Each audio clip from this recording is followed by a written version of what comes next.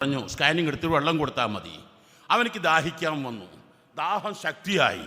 അവൻ ചോദിച്ച ചില ചോദ്യങ്ങളൊക്കെ, അറക്കാൻ കൊണ്ടുവന്ന പട്ടിക്ക് വെള്ളം കൊടുക്കലില്ലേ, ദാഹത്തിൻ്റെ കാഠിന്യം കൊണ്ടല്ലേ ഞാൻ ചോദിക്കുന്നു. അപ്പോഴൊക്കെ നിൽക്ക് അങ്ങനെ 6 മണിവരെ അവിടെ കാത്തിരുന്നു.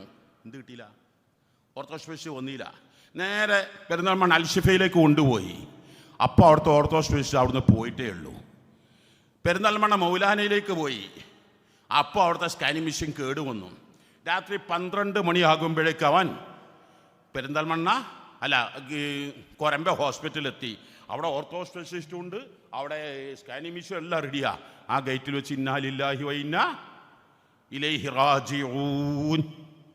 നിങ്ങൾ ആലോചിക്കൂ, ആ ദാഹത്തിൻ്റെ കാഠിന്യം കൊണ്ട് എന്തെല്ലാം അവൻ കാട്ടിയത്. അവൻ പറഞ്ഞ്, ഇതാ ഞാൻ വല്ലാതെ വിഷമിക്കുക, ഞാൻ മരിക്കാൻ പോവുക, എനിക്ക് സഹിക്കാൻ കഴിയുന്നില്ല, ഒരു ഗ്ലാസ് വെള്ളം എനിക്ക് തരണം മരണത്തിൻ്റെ സക്രാത്തുൽ മൗത്തിൽ.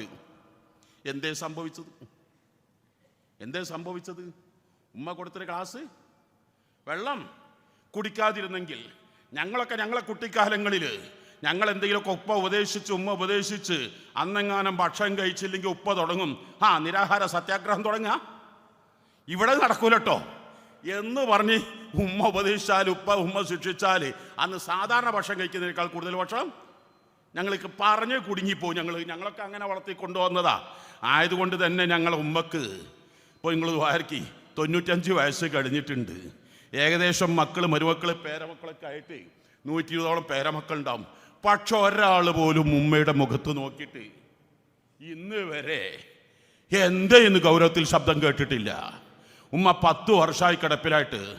ഈ ഉമ്മ 5 മാസമായി ഒന്ന് സംസാരിച്ചിട്ട് ഓർമ്മശക്തി ഹട്ടപ്പെട്ടിട്ട് ഉമ്മ ഒരാൾക്കും ഒരു ഭാരമായി തോന്നിട്ടില്ല. മക്കളും മരുമക്കളും ഒക്കെ ഉമ്മയുടെ മുഖത്ത് നോക്കുക എന്നുള്ളത് ഹജ്ജ് ചെയ്യുന്ന കൂലിയാണ്. ഞങ്ങൾ അതിനത് വാർക്കുന്നത്. എവിടെ ദ്വാരക്കുമ്പോഴും അങ്ങോട്ടാണ് ഇങ്ങോട്ട് ഞങ്ങൾ ഇതുവരെ ദ്വാരുന്നിട്ടില്ല. അപ്പോഴും ദ്വാരക്കുന്നില്ല, ദ്വാരക്കുമില്ല. ഞങ്ങളുടെ തീരുമാനം, ഞങ്ങൾക്ക് പ്രതീക്ഷ, എന്നാൽ ഞങ്ങൾ അള്ളാഹിനോട് ചോദിച്ചു നോക്കട്ടെ, എന്തായെങ്കിൽ